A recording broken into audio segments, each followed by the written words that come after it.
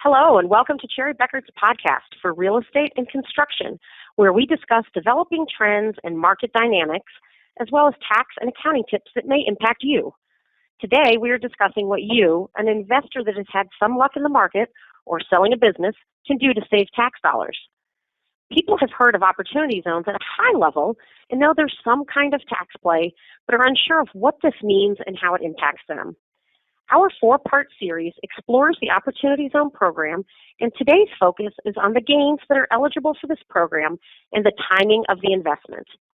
I'm Catherine Bazley, a self-proclaimed tax nerd who happens to be a tax partner in Cherry Bekaert's Atlanta office with 20-plus years of experience in the real estate arena. My co-host is Mike Elliot, a director in our Tampa office. Mike, why don't you tell listeners a little bit about yourself? Thanks, Catherine. I've been practicing in the area of federal partnership taxation for 25 years, mostly in the real estate industry like you, but my role now includes all industries as I'm the lead internal partnership technical resource for the firm. Okay, well, let's dive right in. As tax professionals, the most common question that we get is, how can I save money on my taxes? With the introduction of the Opportunity Zone program, there is a new avenue for investors to defer and reduce taxes. As an investor, when should I consider an Opportunity Zone investment?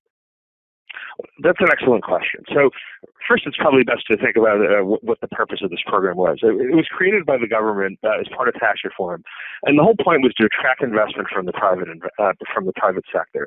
So when they created this program, the perception was that there was a bunch of wealthy investors that had large unrealized capital gains in the market. They were hesitant to sell because of the tax ramifications. So in order to encourage those people to maybe redeploy the money from the market into some of these areas as an alternative investment. The idea was to try and help these areas that were struggling, that haven't really recovered.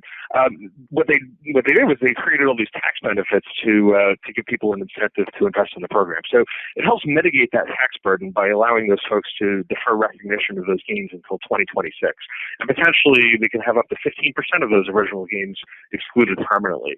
So if you sold stock or you sold assets from a business and that resulted in a significant capital gain, or if you're thinking about doing so, then you can defer that gain until 26 simply by rolling over the gain portion of your proceeds into a qualified opportunity fund. And we use the acronym QOF to refer to a qualified opportunity fund. Ideally, if you want to take full advantage of the tax benefits available, you'd want to have at least a 10-year investment horizon. And so to the extent that you sold your investment in the QOF, if you held it for at least 10 years, then there'd be no gain to be recognized on the ultimate sale. Okay, what gains qualify for OZ? Can you give us a high-level overview? And then I'd like to toss out a few examples, and you can let me know whether or not it qualifies. Sure. So to your question, any capital gain qualifies. So it doesn't really matter whether it's short-term or long-term or the amount of the gain. And also, any gain in the sale of business property would qualify. So if you sold stock or if you sold assets from a business and that resulted in a capital gain, you could defer that gain until 2026 by rolling over the gain portion of your proceeds into a QOF. Okay, so if I got incredibly lucky and invested $100,000 in penny stock, and 7 days later it's worth $2 million, would that gain qualify? Absolutely. I mean, so you have a $1.9 million gain there, and it doesn't matter how high the gain was or the fact that it's short term. That gain would certainly qualify. You could roll over that entire $1.9 million gain into the program and get the benefits. Cool. Okay, how about if I was the founder of a startup company and a private equity group came in and bought me out, either in full or even a partial exit? Would that qualify? Well, assuming that the gain is capital in nature, that would certainly qualify. So you can reinvest the gain portion of your proceeds into a QOF. Okay, one other example. I'm on a roll here with my investments. How about if some friends and I start a partnership, and that partnership invests in real estate or businesses that we think may do well, and the real estate held by that partnership is sold? Would that gain qualify? Yep. If the assets were sold at a gain, the business, well, you have a couple of choices there. Either the partnership can then take the gain portion of the proceeds and reinvest that into a QOF, and then the partnership itself would become a QOF investor and get all the tax benefits. But if it doesn't do that, if it doesn't reinvest it and distributes it to you instead, you just get your share of the proceeds from the partnership, you can then take your share of the gain and you can reinvest that in a CLOF. Well, that's fantastic. If only I were such a lucky investor. I have heard that timing is a very important aspect of the Opportunity Zone program. Can you explain a bit about what timing I need to consider? Absolutely, and I think you just hit it. I mean, timing is very important. So the thing to keep in mind is if you're an investor with a gain on the sale of something that you held directly, you can get the special benefits of the OZ program simply by rolling over the gain portion of the proceeds within the 180-day period that begins on the date of the transaction. So 180 days is an important measure that you have to keep in mind.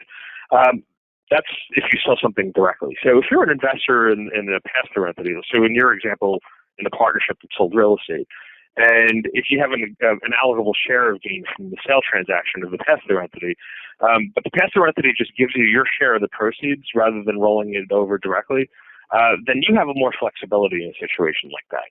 Now, by default, under the law, your 180-day period begins on the last day of the partnership's pass-through, or the pass-through entity's tax year. So it doesn't matter when during the year the partnership sold the asset, your 180-day clock by default starts on December 31st of that year. Alternatively, you can have your 180-day period start on the same date that the pass-through entity's clock starts.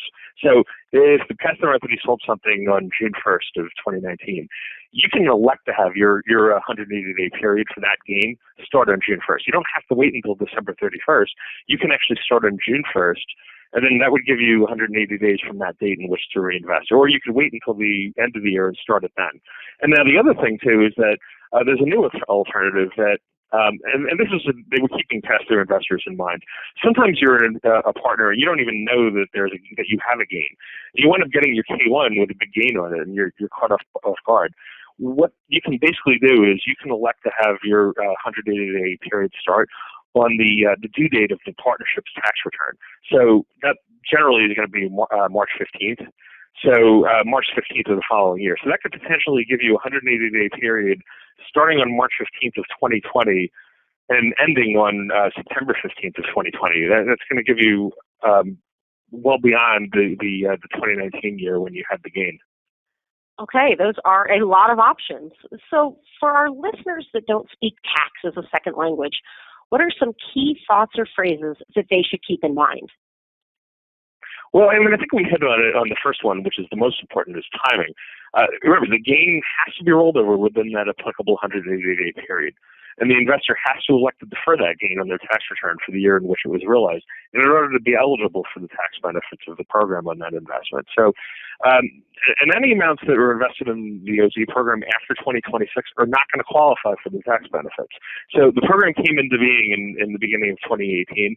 They wanted to get all the money invested in the program by the end of 2026. So if you wait until after 2026, you're too late for the benefits.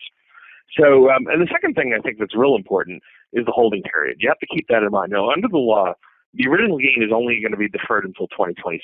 And on December 31st of 2026, that's a magical date under this program. Every investor that elected to defer their gain has to recognize it as sales proceeds on that date. So, but there's a couple of other benefits that are written into the law as well. And if you've held your investment in the CLOF for at least 5 years when you ultimately recognize that gain, then you can permanently eliminate 10% of the original gain. And if you had it for at least 7 years, then an additional 5% of the original gain can be eliminated. So you have to keep something in mind. If you actually wanted to take advantage of the 7-year holding period, you would have had to have your money invested by December 31st of 2019. That's the only way you're going to get that 7-year hold period as of December 31st, 2026. So if you waited to invest in a CLOF until after 2019, then the maximum you're going to be able to get is that 10% permanent reduction for getting it for a 5-year hold. You actually won't meet the requirement for the 7-year holding period. And then finally, only the equity in the CLOF that's been held for at least 10 years is going to qualify for the permanent gain exclusion when the investment is ultimately sold. So you have to have at least a 10-year time horizon for the investment in order to be able to take full advantage of this program. Well, this is a lot of super helpful information. Stay tuned, everyone, for our next podcast, which will be released in the next couple of weeks, where Mark and Shannon will talk with us about key inclusion events.